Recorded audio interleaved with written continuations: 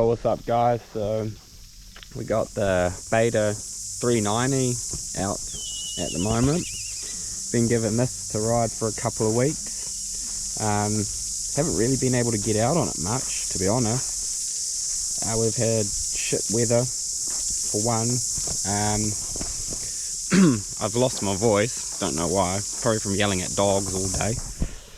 But yeah, the 390, quite impressed with it, to be honest. I expected, well actually no, I didn't really know what to expect with it. I thought it would be a lot less than a 450, but it's kinda got the same or just a little bit less bottom end on it. And then the top end cuts off quite nicely too, so like when I've been riding a 450 I could hold the throttle open, but if I keep holding the throttle open I knew that I was just going to end up on the moon. So with the 390 on the Beta it really didn't feel like that. I felt like I could actually just hold it and keep going with it. So yeah, I do quite enjoy it. Would I have one? Yep, I would have one, not as my main bike, maybe after I get a bit stronger to be able to run them for 3 hours. Like I'd run it at a cross country race, an enduro race, not a hard enduro, definitely, it's not my style for it, but cross country race for sure, enduro, and a little bit of hard, like, you know, where they put a tough section in, but not a full-on hard enduro. So for the 2022s, they have a new clutch, so they've put the same clutches that they have in the two-strokes. They've got those.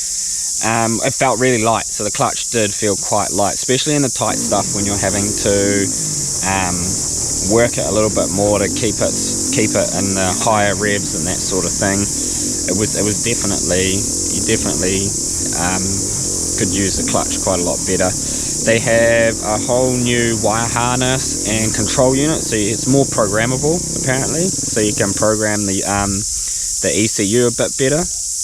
They have an all new rear shock on it, so new shaft, new spring and retainer in that for you, so you can see there. Wow, that looks like the old ones, but yeah, that's all new.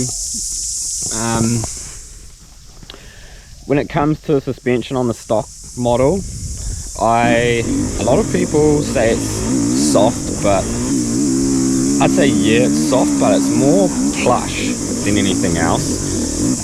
This has got the ZF forks on it, and yeah, I did have to play with them a little bit, but I could actually work with them quite easy for me. Could work with that quite a lot once I got it sorted, especially for where I was testing it in Woodhill. So I try not to set it up for Woodhill or for the sand too much, because otherwise you ride somewhere else completely different. So I get it relatively close enough that I like it, or can tolerate it. And definitely on the braking bumps, you can feel it like G out, definitely from the box, but you just gotta play around with that suspension a little bit more.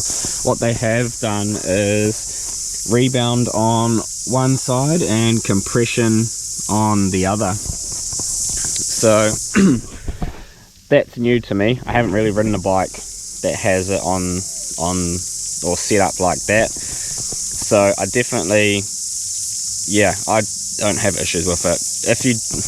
If you are having issues with it, try and set it up before you go spending money on suspension. If you're going to go spend money on suspension, just get the factory version. It comes straight with the KYBs, and they're perfect. Like, they're really good. I would probably just wind up the rebound a bit and the compression if you're going to run it at motocross or cross country.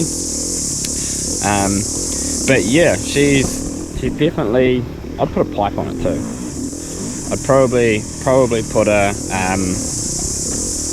maybe an FMF system on it, or a DEP, just with a mega bomb on the front.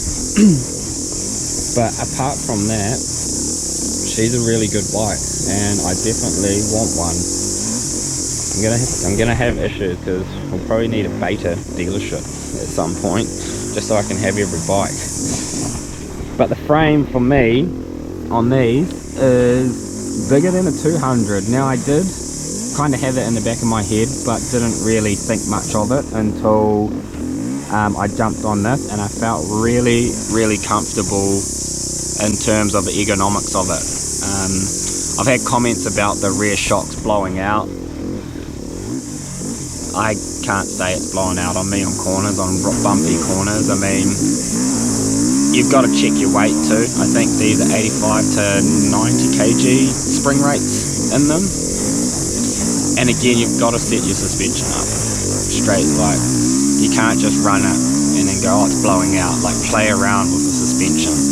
Try and fix it yourself. If you play with the rebound, play with compression. Most of the beta manuals come with a basic setup for you that you can chuck on. So I'd definitely get that sorted. This was supplied by Wilkes-Penny. So Mark from Wilkes-Penny down in Te Awamutu has supplied this bike for a bit of a ride. But yeah, if you don't want the 450, but you want relatively close power, but you want it to be lighter, 390 is perfect. The 350, I haven't had a go on it yet, but I will. They're not really bringing them into New Zealand. There's a 21 model I'll try and get my hands on so that I can do a direct comparison and see and give you guys what I would go for. But so far the 390 I think is pretty darn good for a 4-stroke. The pegs on these, I quite like these. I haven't ridden on these so much before, but those pegs are pretty meaty. They're not as super wide, but they definitely got grip. That's stock, so all the betas come stock with the frame guards, bash plate stock. What else? Basically that's it. Maxes. So this year, I think I'm not too sure if last year's stock version had the maxes, but these are I actually quite like these. They're not as hard as the Metzlers, so I had to drop that pressure down for the sand. You see in the videos, the sand was sand's always weird when it comes to tires. But as for the tight stuff, you can flick it around. I could flick it around, and like, I struggle with big bikes. I struggle with 450s, so for me to jump on this and be able to flick it in and around the tight stuff is definitely, yeah, it's pretty good. Again, the front forks, roots, didn't even notice them. I normally notice them, like on my 200, I can feel them, or I know they're there. But riding this, I couldn't tell that those roots were there at all. So yeah, it's definitely worth it. The front brakes on these, I don't know, I'll probably say it in every video, but holy shit, they are freaking outstanding. Like, seriously outstanding. And the Kawasaki's were good, but these are, sometimes the Kawasaki's are like too much for you, but these are like bang perfect. So whatever they've done with these, I hope that beta just keeps it going, because these brakes are freaking awesome. My favorite brake by far. Clear tank as usual. So I like the clear tanks. You can see how much fuel you're using. You've got your sun mode and your rain mode on this. Definitely noticeable on this one. 100% you can notice it. It cuts it off at the top even more. It doesn't hit off the bottom when you're in rain mode as well. Also on these, I quite like is they can't stop.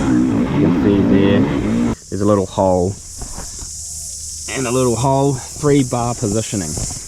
Well, actually, I think it's 6, because the clamps are, or not the clamp, the bar mounts are actually offset. So you can change them to however you want. The best position I've found so far is actually Mark from Wilkes-Penny. This is how he set it up, and I think it's the best position is the clamps offset forward and then in the middle hole. And that gets your triangle that you want perfectly. So yeah, definitely stoked with that. I'll let you guys watch a bit of the vid of me me jamming on it and having a bit of a play. I didn't have too much. I wish I could have had it for longer, but certain circumstances have, stopped me from actually being able to ride it as much as I want. But yeah, hope you guys enjoy it.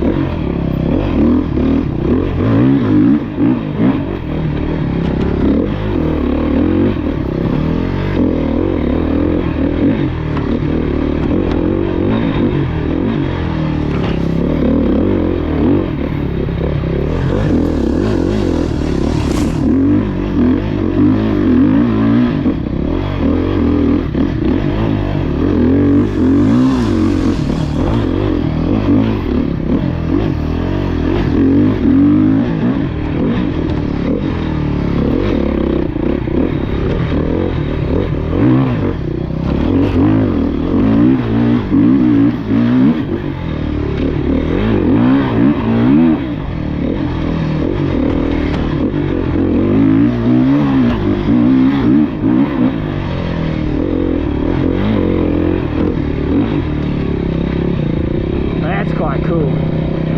That went pretty good through there.